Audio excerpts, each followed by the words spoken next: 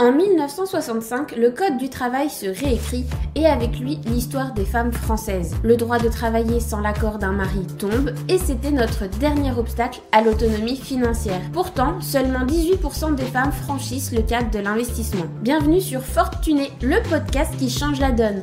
Je suis Marion, ton hôte pour ce podcast. J'ai fait mon premier investissement à l'âge de 23 ans et je ne compte pas m'arrêter là. Et toi, es-tu prête à rejoindre le mouvement ? Hello hello, contente de te retrouver dans ce nouvel épisode de Fortuné.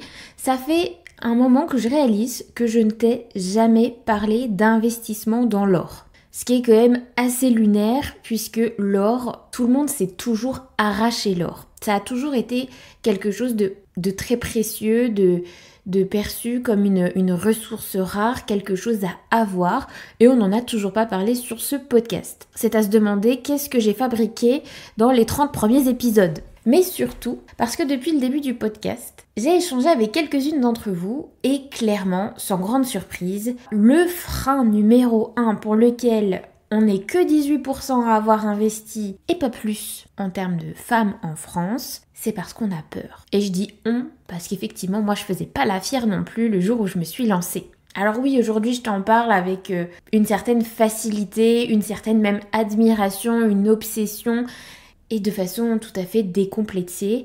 Mais on est bien d'accord, quand moi aussi je me suis lancée dans le truc, je me suis dit mais qu'est-ce que je vais faire ? Mais en plus je suis trop jeune, mais en plus ceux qui en parlent ils ont l'air hyper experts, c'est pas fait pour moi, est-ce que je vais perdre mon argent ?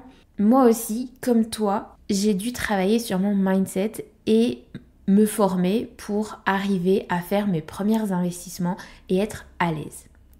Mais alors pourquoi je t'ai toujours pas parlé de l'or alors que dans le monde de l'investissement, l'or c'est toujours ce qui a été vu et perçu comme ce qu'il y a de plus sûr. Parce que depuis la nuit des temps qu'il existe, l'or a toujours été stable dans sa progression, on dit qu'il est anti-inflation. C'est pas avec lui que tu vas devenir millionnaire juste en déposant 10 euros d'or, on est bien d'accord.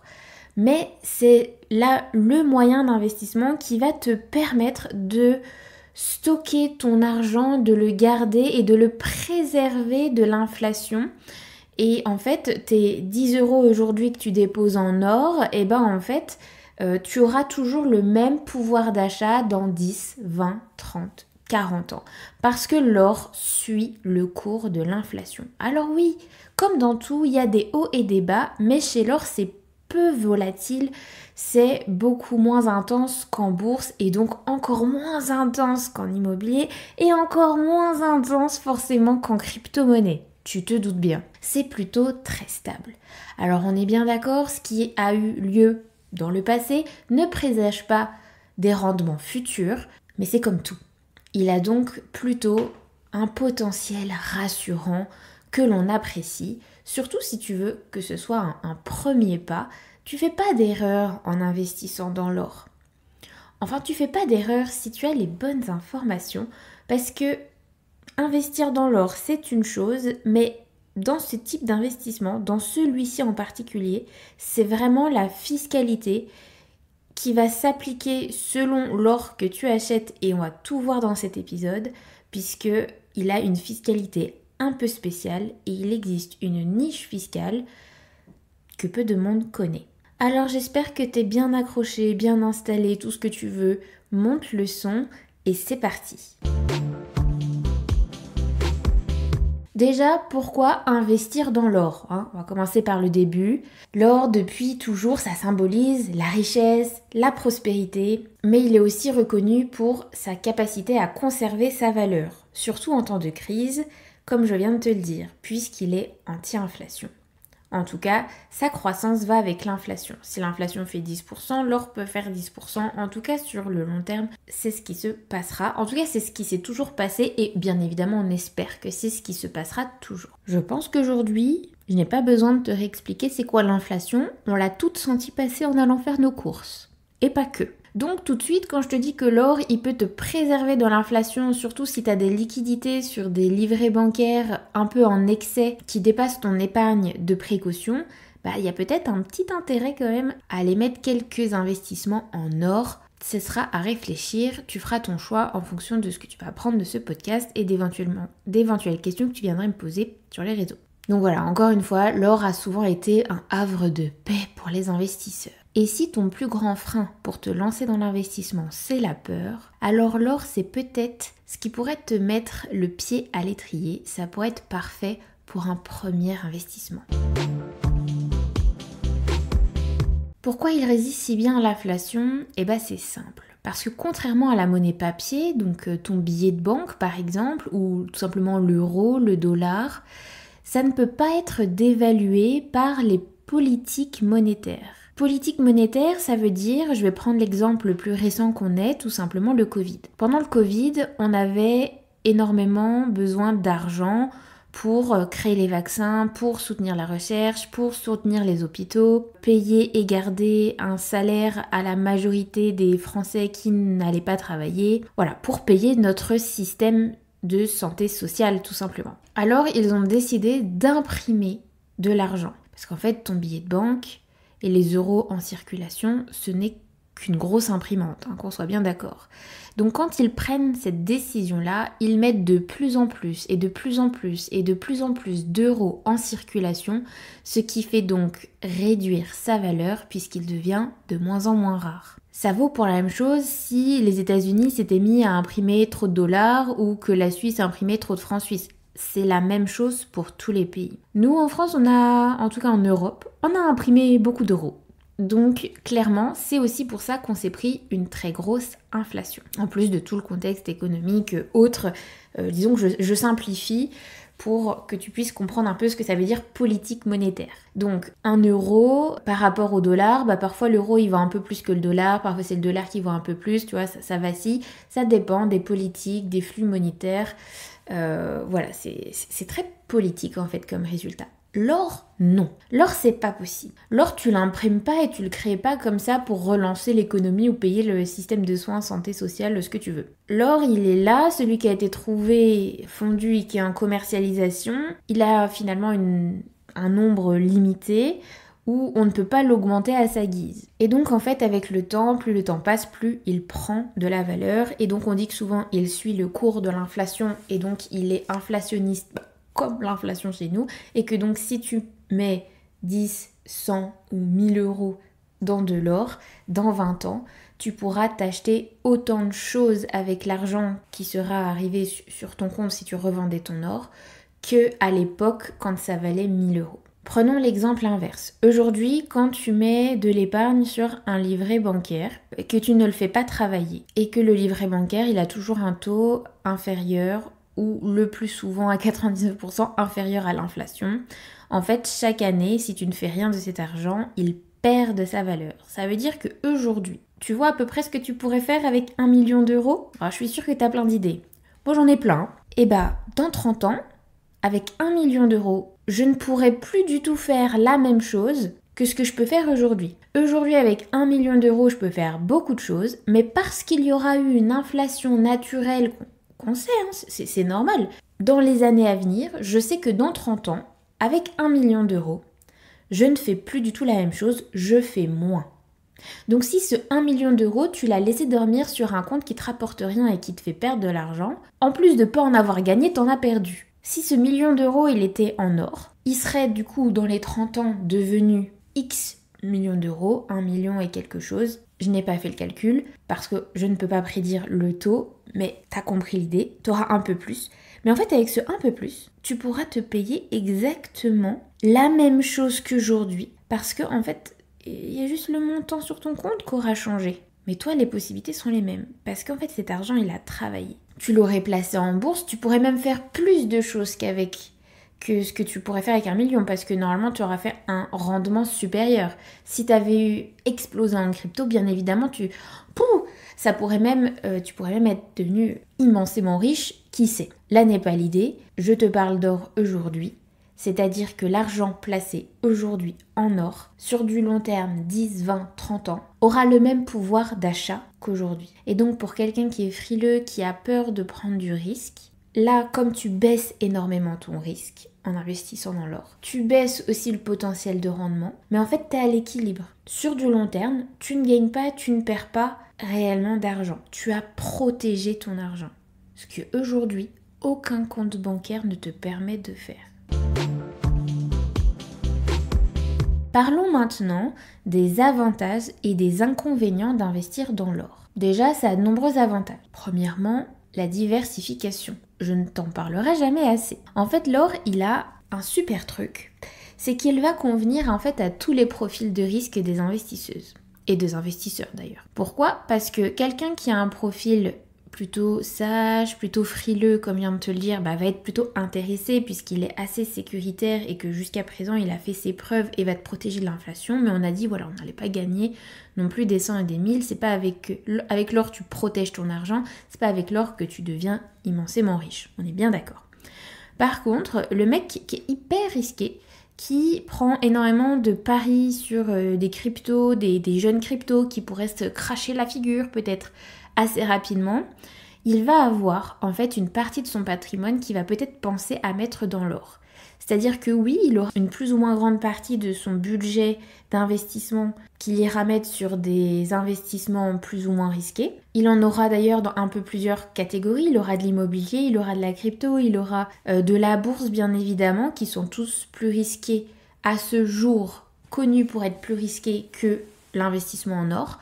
Mais techniquement, il aura aussi des matériaux précieux comme l'or en investissement afin de préserver un minimum une partie de son patrimoine et voilà, et de le sécuriser. Donc vraiment, il a un objectif premier aussi, voilà, de diversification pour tous les profils. Tu pourrais investir que dans l'or, hein, je ne dis pas. Tout dépend encore une fois de ton profil, mais sache que même le mec le plus risqué sera très intéressé d'aller chercher de l'or aussi. L'or a tendance à avoir la réaction inverse que certains d'autres actifs. Par exemple, les actions et les obligations. Généralement, quand tu as un marché boursier avec pas mal de hausses au niveau des actions, des obligations, avec de bons rendements, souvent l'or il performe un peu moins bien. C'est pas là où il va faire ses meilleures années. Par contre, quand tu as un crash au niveau boursier, souvent l'or reprend un peu de la tendance. Ceci étant, c'est pas des choses que je t'invite à regarder de façon très précise si toi tu vises le long terme, puisque le meilleur moment pour investir dans n'importe quel investissement c'était hier, et donc le deuxième meilleur moment c'est aujourd'hui. C'est sûr que si tu fais du trading et que le but est de sortir des positions et des bénéfices rapidement, bah déjà c'est pas sur ce podcast que je t'inciterai à le faire. Je suis pas du tout fan de ces techniques-là, c'est un métier trader, c'est un métier à part entière. Bien évidemment, il y a aussi des inconvénients. Comme tu l'as compris, l'or, il va augmenter d'année en année sa valeur, en tout cas sur du long terme. Mais il ne produit pas de dividendes ou d'intérêts comme le feraient des actions ou des obligations, on est bien d'accord. Tous les mois, tu ne perçois pas un pourcentage de bénéfices en plus dans ton portefeuille, non. C'est tu achètes à un prix et l'objectif c'est de le revendre quand ça vaut plus cher. On est bien d'accord.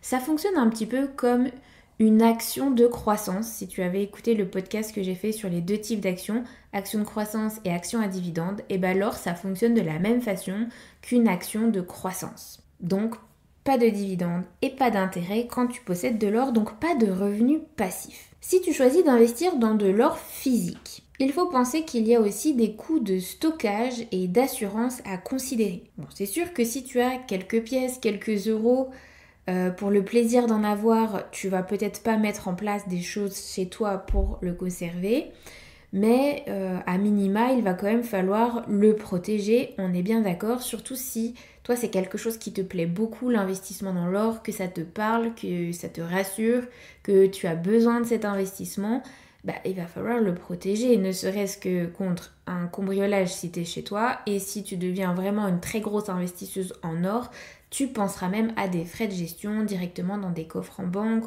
ou des entreprises qui te permettent de sécuriser tes biens avec un service de sécurité plus poussé. Donc ça, voilà, il faudrait y penser. Bon, après, avant de devenir de très très grosses investisseuses à ce point, il se passera peut-être du temps pour chacune d'entre nous, mais il faut quand même réfléchir au fait que même à la maison, il faut savoir protéger ses investissements. On ne laisse pas traîner ses pièces dorées au fond du tiroir.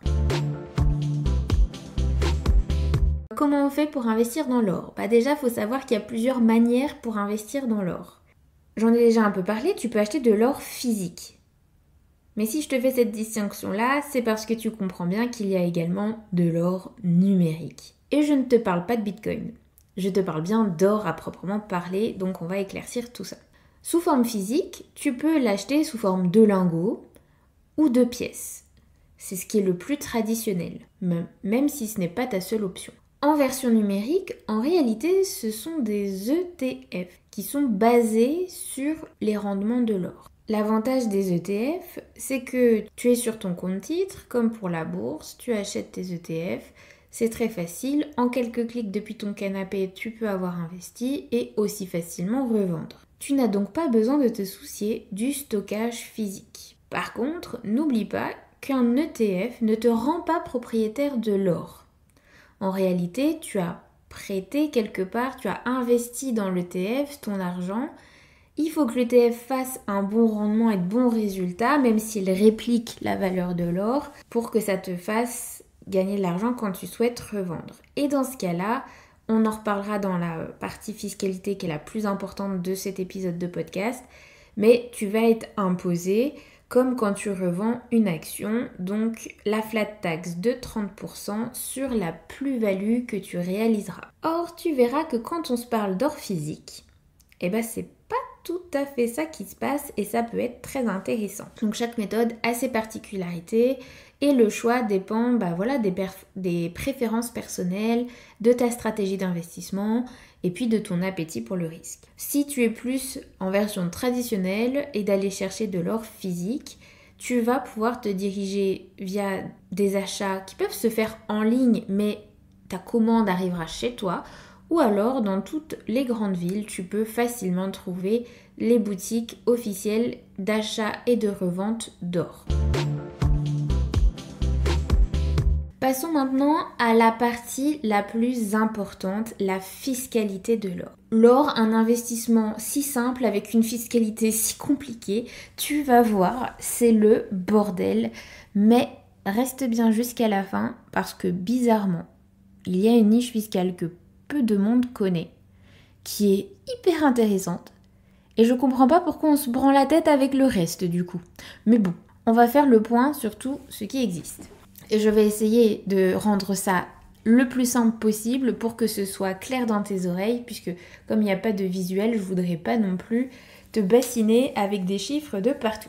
Mais si tu suis ce podcast depuis plusieurs épisodes, tu sais que la fiscalité, c'est le nerf de la guerre. Ça sert à rien d'investir dans un truc que t'aimes bien si t'as pas compris la fiscalité parce que tu vas te faire avoir. Il faut toujours penser fiscalité et revente avant même de signer quelconque achat et ça c'est valable dans n'importe quelle catégorie d'investissement. Alors, pour l'or physique qui a un cours légal, à la revente, tu as le choix entre deux régimes fiscaux. Tu as le choix. C'est d'ailleurs curieux.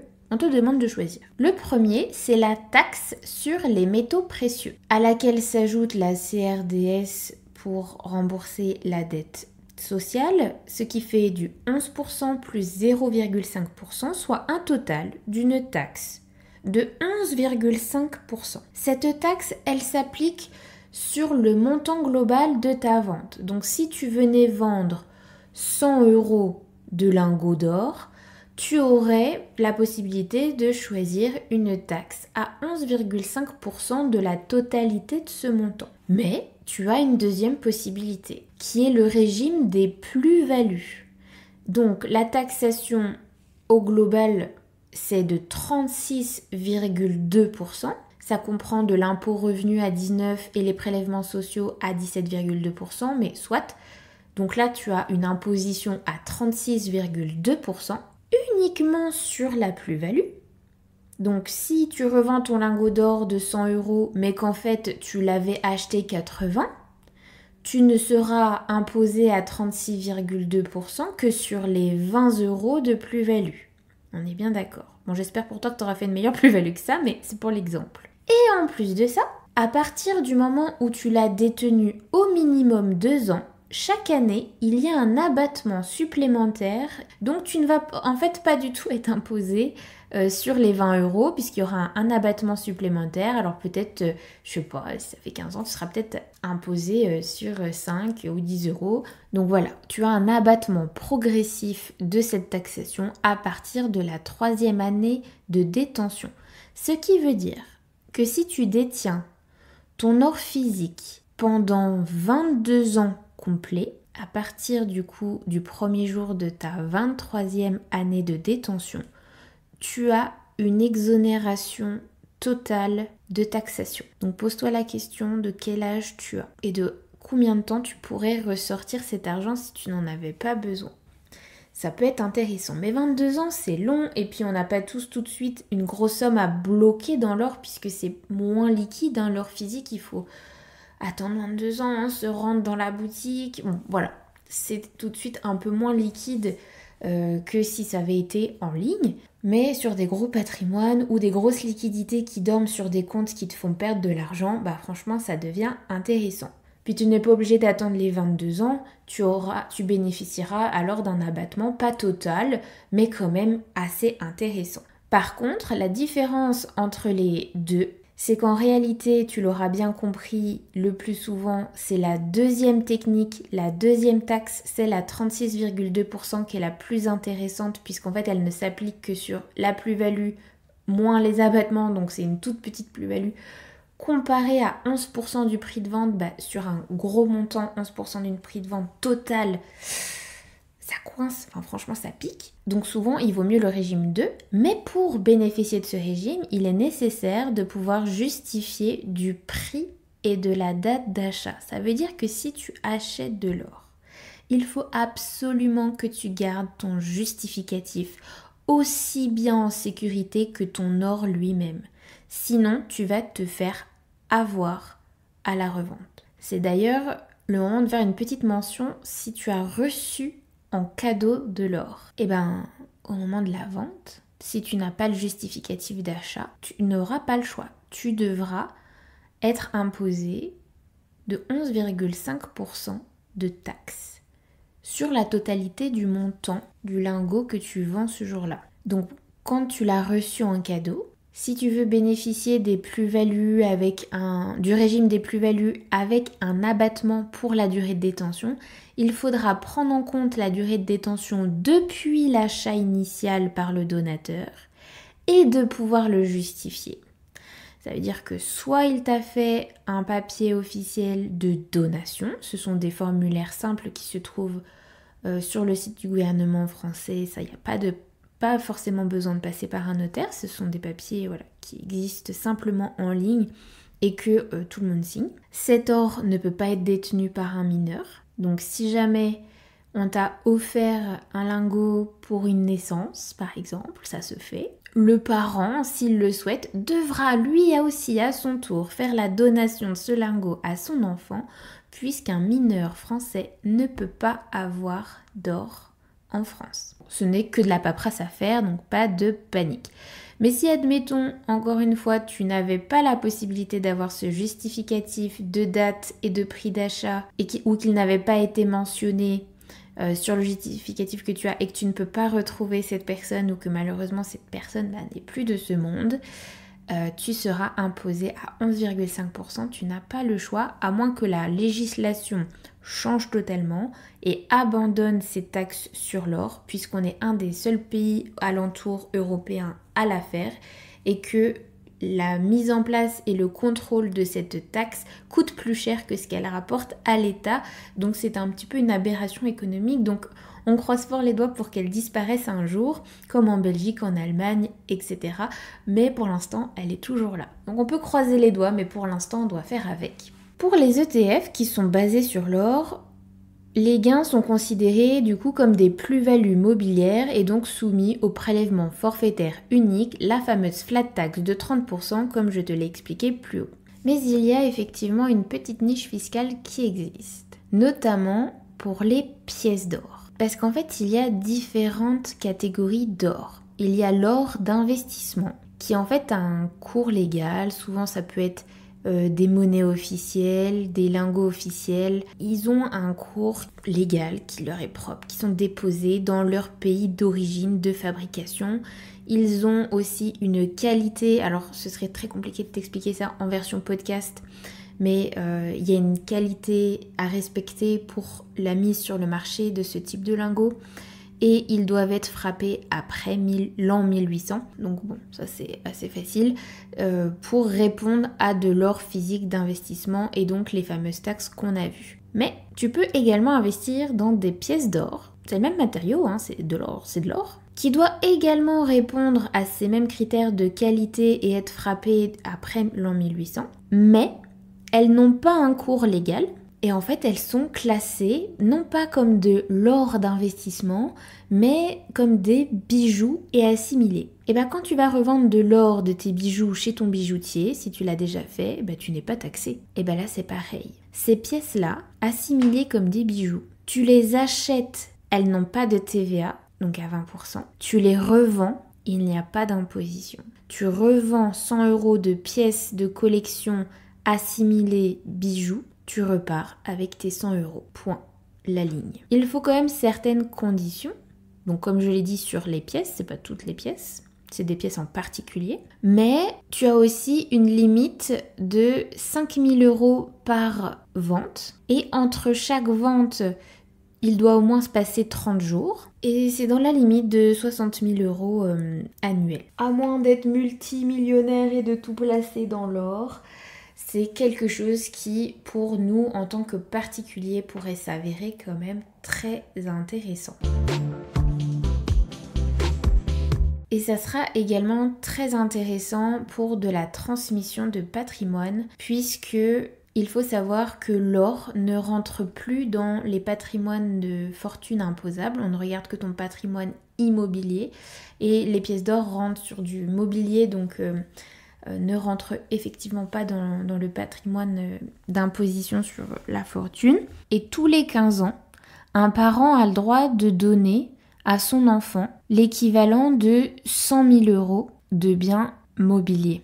Donc tu pourrais très bien, tous les 15 ans, si tu en avais envie, lui transmettre 100 000 € de pièces d'or sans aucun frais. Tu n'as même pas besoin de passer chez le notaire faire cette donation. Encore une fois, les papiers sont en ligne. Ça n'est que des attestations à remplir de dons. Tu peux le réitérer tous les 15 ans et c'est valable pour chaque parent. Donc en fait, si vous aviez vraiment rempli tous vos coffres d'or, vous pourriez, chaque parent, tous les 15 ans, enfin au total, un enfant peut recevoir 200 000 € tous les 15 ans de donations mobilières. Libre à toi de mettre ce que tu veux dedans, mais ça peut être de l'or si tu le souhaites. Donc voilà.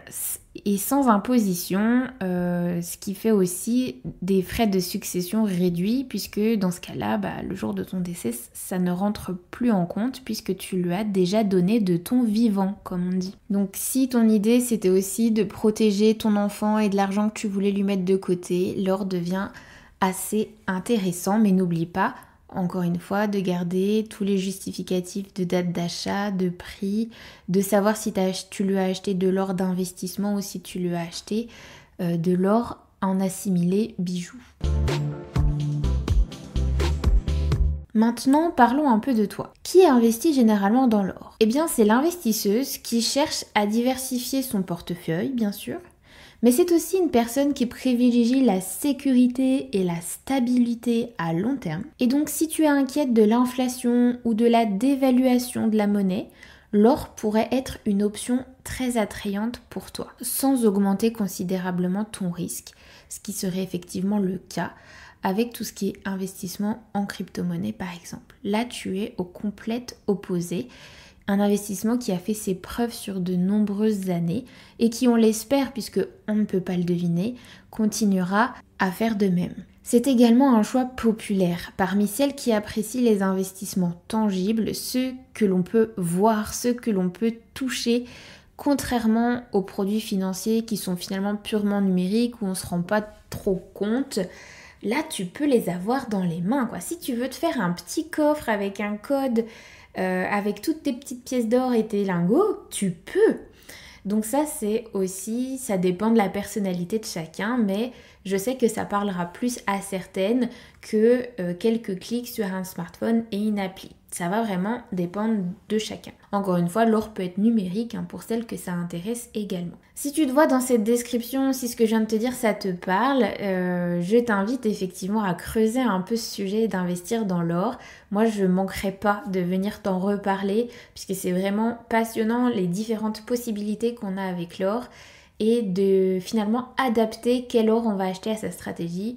Bon, t'as bien compris, moi j'adore mettre la bonne stratégie en face de la bonne nana, ça c'est mon délire perso, chacun son truc. Et donc ouais, je vois plein de belles idées à faire avec tout ce qu'il y a en termes de fiscalité, montage différent avec cet investissement qui a quand même la particularité de mettre tout le monde d'accord sur sa sécurité et sa faible volatilité, en espérant encore une fois qu'il décide pas d'en faire autrement, mais a priori on est quand même bien parti. Donc là aujourd'hui on a vu vraiment les bases, mais vraiment les bonnes bases de l'investissement dans l'or. On a vu les avantages, les inconvénients, les différentes manières d'y investir, sans oublier toutes les fiscalités possibles. Et bien évidemment les différents profils d'investisseuses qui seraient intéressées par l'or. L'or, il a cette qualité assez intemporelle d'ajouter de la brillance à ton portefeuille. On est toujours très content de dire qu'on a de l'or, alors que peut-être tu réagirais pas pareil si tu avais quelqu'un qui te dit « Oh, moi j'ai une action LVMH », alors que clairement, c'est peut-être plus compliqué à acheter. Mais bon, voilà, l'or, c'est toujours quelque chose qui a été convoité, il a été source de guerre, ne l'oublions pas, donc... Voilà, mais comme tout investissement, il demande réflexion et prudence, bien évidemment.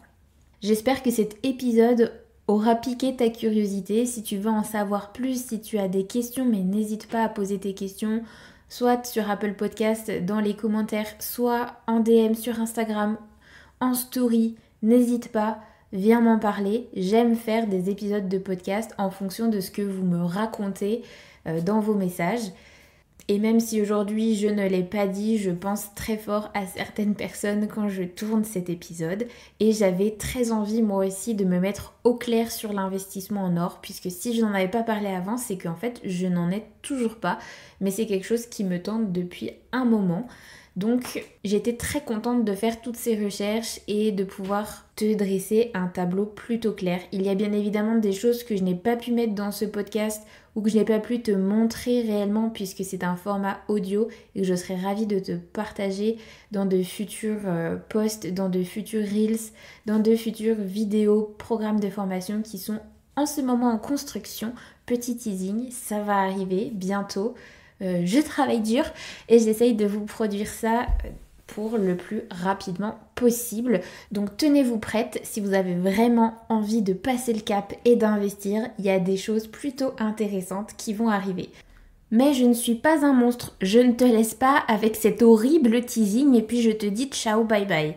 Si l'investissement dans l'or t'intéresse, je t'ai préparé un guide complet, un petit guide sur l'investissement en or qui reprend toutes les informations dont on a parlé aujourd'hui avec un format plus visuel et que tu peux garder sur ton ordinateur, ton smartphone sans avoir à réécouter ce long épisode de podcast. Tu peux retrouver le lien en description, tu n'as qu'à rentrer ton adresse mail et je te l'envoie directement. Sur ce, on se retrouve bientôt dans le prochain épisode de ce podcast. En attendant, reste forte et tunée. Bye!